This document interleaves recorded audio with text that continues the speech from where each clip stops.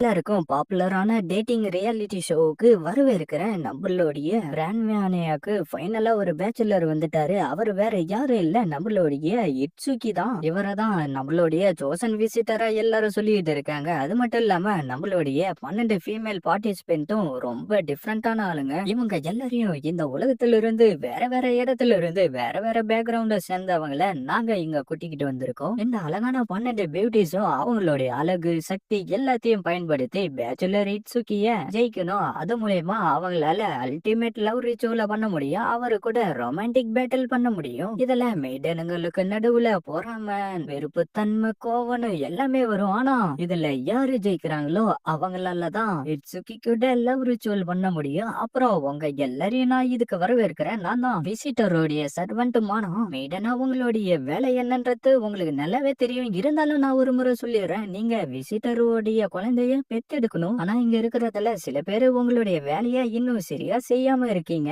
அதுக்காக தான் நான் இப்ப இந்த அல்டிமேட் லவ் ரிச்சுவல ரெடி பண்ணி இருக்கேன். என்ன அல்டிமேட் லவ் ரிச்சுவல் அப்படின்னா என்ன? அத பத்தி என்னால இப்ப உங்ககிட்ட சொல்ல முடியாது. அது என்னன்றது நீங்க எக்ஸ்பீரியன்ஸ் பண்றப்போ உங்களுக்கே தெரிய வரும். ஆனா இப்போதைக்கு இந்த போட்டியில யாரு ஜெயிக்கிறீங்களோ அவங்களால மட்டும்தான் இட்சுகி கூட என்ஜாய் பண்ண முடியும். அப்புறம் இந்த லெட்டர் இட்சுகி கிட்ட இருந்து வந்திருக்கு. இத கொஞ்சம் நீங்க சவுண்டா படிக்க முடியுமா? இது நம்மளுடைய பெஸ்ட் டேட்டா இருந்து நம்ம 2 பேருடைய பாண்ட் ஸ்ட்ராங் ஆக விரும்புறேன். இன்னைக்கு நான் சூயி கூட டேட் பார்க்க விரும்புறேன். என்ன அவ எங்க ஆளையே காணோம்? அவதியாரு இல்லன்னா அவங்க என்ன கண்டுபிடிச்சிருவாங்க. சூயி, நான் ஆல்ரெடி உன்கிட்ட சொல்லி இருக்கிறேன்ல, இந்த இடத்துக்கு விலங்குகளை நீ கூட்டிக்கிட்டு வரக்கூடாதுன்னு. என்ன மன்னிச்சிருங்க. ஐயோ, இது என்ன என்ன இப்படி பண்ணிக்கிட்டு இருக்கு?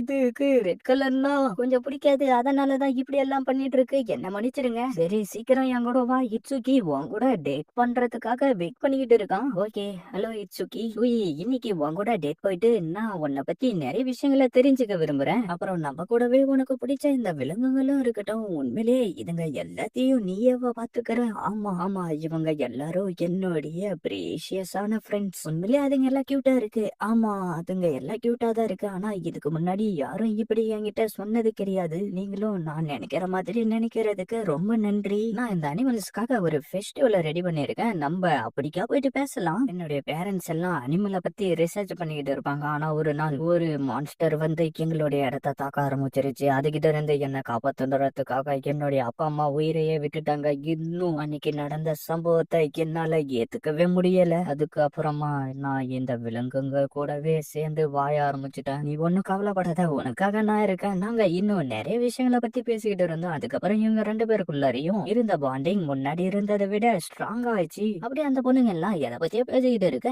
அவ என்னடானா, மயூரு உன்னுடைய ஃபர்ஸ்ட் லவ் ரிச்சுவல் எப்படி இருந்துச்சுன்னு கேட்க, அது எனக்கு சரியா ஞாபகம் இல்லைன்னு சொல்லுவோம். அவளோ, எங்களுடைய லவ் ரிச்சுவல் ஒரு கேக் மாதிரி இருந்துச்சு. சரி, இப்பயாச்சும் உன்னுடைய லவ் ரிச்சுவலை பத்தி சொல்லு மயூரு, அதை கேட்கறத கொஞ்சம் நிறுத்து. இன்னைக்கு என் கூட இப்படி ஃபன்னான ஒரு டேட்டுக்கு வந்ததுக்கு ரொம்ப நன்றி. இல்ல, நான் தான் உங்களுக்கு நன்றி சொல்லி ஆகணும். சரி, உங்களை சந்தோஷம் படுத்துற விதமா நான் உங்களுக்காக என்னுடைய லவ் கொடுத்து உங்களுக்கு இந்த ஷைனி ஃபிஷ் டாப்பிங் இருக்கக்கூடிய ஃபுட்டை உருவாக்கி இருக்கேன். வாவ், இது ரொம்ப அற்புதமா இருக்குன்னு அவ்வளவு சொல்லிக்கிட்டு இருக்கேன். இந்த பக்கம் பார்த்தா அந்த ஷோவை உட்காந்து பாத்துக்கிட்டு இருந்துட்டு, மானா உங்களுடைய ஷோ உண்மையிலே ரொம்ப அற்புதமா இருக்கு, அதுல அந்த ஐடியா ரொம்ப அற்புதமா இருக்குன்னு சொல்ல, அடியாடே உட்காந்துக்கிட்டு சைலண்டா ஷோவை மட்டும் பாருங்கடா, அதை விட்டுட்டு போன் பண்ணி என்னடா கடுப்பேத்துறீங்கன்னு சொல்லிட்டு மானாவோ விசிட்டர் கிட்ட இருந்து புதுசா ஒரு லெட்டர் வந்திருக்கு. இந்த தடவை குரூப் டேட் நீங்க போக போறீங்க. அதுல யார் யாரு பார்ட்டிசிபேட் பண்ண போறீங்கன்னா லில்லி, ஏரி, ஃபாலூன், ரியோன், அப்புறம் மயரி. இந்த விசிட்டரை பத்தின விஷயம் ரொம்ப மிஸ்டீரியஸாவே இருக்கு. இவரு ஆல்டர்னேட் வேர்ல்டான சோலார்ல இருந்து வந்ததா சொல்றாரு.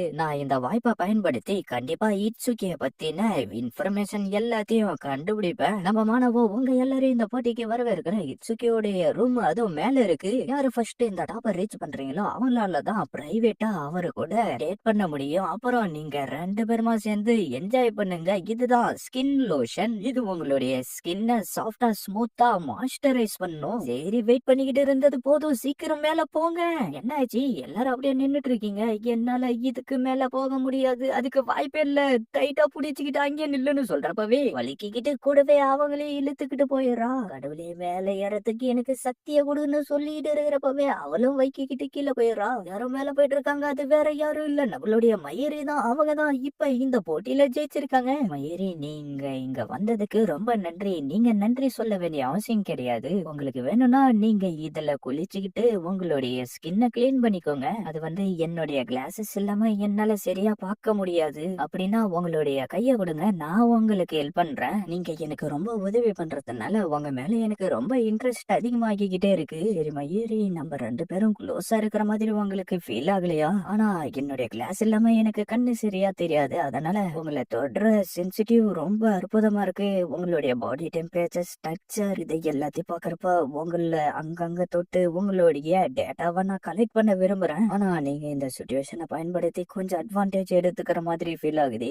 எடுத்துக்கிட்டா என்ன தப்பு? உண்மையை சொல்லணும்னா இந்த ஃபீலிங் ரொம்ப அற்புதமா இருக்கு. நான் அவங்களுடைய காமான சைட மட்டும்தான் பார்த்தேன்னு சொல்லிட்டு இருக்கேன். அப்படியே மயூரி, கொஞ்சம் இத நீங்க சாப்பிட்டு பாக்குறீங்களா? இன்னும் என் கூட நீ இருக்கனா உனக்கு தைரியம் அதிகம் தான். வாவ், இது ரொம்ப அற்புதமா இருக்கே. ப்ளீஸ் இதுக்கப்புறம் நீ ரிசர்ச் முடியற வரைக்கும் என் கூடவே இரு. உன்னை பயமுறுத்துற மாதிரி நான் எதுவும் செய்ய மாட்டேன். அப்படியே பேக்ரவுண்ட்ல நம்ம மானாவோ இட்சுகி மத்த மெய்டனு கூட ஒருத்தருக்கு அப்புறம் ஒருத்தர்னு சொல்லிட்டு அவனுடைய டேட்டா கண்டினியூ பண்ணிக்கிட்டு ஜாலியா என்ஜாய் பண்ணிக்கிட்டு இருந்தான். அப்புறம் கடைசியா மயூரி அப்புறம் சூயி இவங்க 2 பேர்ல அவன் யார சூஸ் பண்ண போறான்னு பாக்கலாம். மியாவ் மியாவ், என்ன நீயா? உங்ககிட்ட நான் ஒரு விஷயத்த பத்தி சொல்லி ஆகணும். என்னுடைய பேரண்ட்ஸ் என்ன விட்டுட்டு போன மாதிரி நீங்களும் என்ன விட்டுட்டு போயிடாதீங்க. நீங்க எப்பவும் என் கூடவே இருக்கணும். நீங்க எந்த ஒரு ஆபத்துலயும் மாட்டிக்க கூடாதுன்னு தான் நான் விரும்புறேன். நீ ஒண்ணு கவலைப்படாத, நான் எந்த ஒரு ஆபத்துலயும் மாட்டிக்க மாட்டேன். உனக்கும் எதுவும் ஆக விட மாட்டேன். ஒரு நிமிஷம் இருங்க, நீங்க பேசுறது எல்லாமே கேட்டுக்கிட்டு தான் இருக்கேன். சூரியோடைய பிளாஷ்பேக்கும் எனக்கு இப்பதான் தெரியும். அதை நினைச்சா எனக்கு கொஞ்சம் ஃபீலிங்கா தான் இருக்கு. இருந்தாலும் நானும் இந்த அல்டிமேட் லவ் ரிச்சுவல்ல கலந்துக்க விரும்புறேன். ஆனா 2 பேரும் ஒரு நேரத்துல எனக்கு அதுல இன்ட்ரெஸ்ட் இல்ல. நினைச்சா இந்த மாதிரி எல்லாம் நடக்கும் தெரிஞ்சுதான் ஆல்ரெடி நான் என்னுடைய ரிசர்ச் மூலியமா இந்த கேஸ கண்டுபிடிச்சு வச்சிருக்கேன். உயி, நீ இந்த கேஸ மட்டும் மூந்து பாரு, அதுக்கப்புறம் எல்லாம் தானாவே நடக்கும். மியாவ் மியாவ், என்னடா நடக்குது இங்க? இதுக்கப்புறமும் என்னால கண்ட்ரோல் பண்ணிக்கிட்டு இருக்க முடியாது. டேய் இட்சுகி, என்னடா பாத்துக்கிட்டு இருக்க? மெய்டனுங்களே தயாரா இருக்காங்க, நீ என்னடா அப்படியே நின்னுட்டு இருக்க? நீங்க 2 பேரும் என்னுடைய குழந்தைய பெத்தெடுக்க தயாரா? நாங்க தயார் அப்படின்னு சொல்ல நம்பால அப்படியே லவ் ரிச்சுவல்ல பண்ண ஆரம்பிச்சாராம். பார்த்தா அவளுடைய அனிமலுங்களுக்கும் அது அஃபெக்ட் ஆயிருக்கு.